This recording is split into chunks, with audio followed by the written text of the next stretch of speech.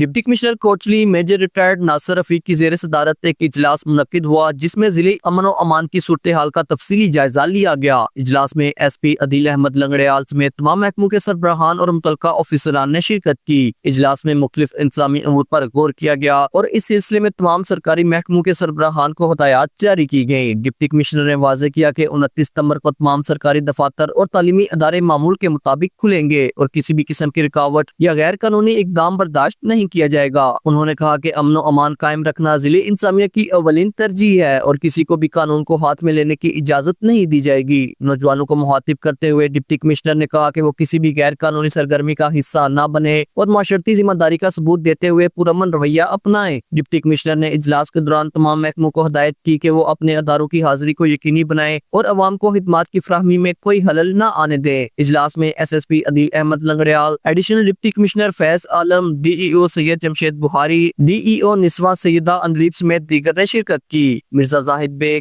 جے کے نیوز، کوٹلی، آزاد کشمیر۔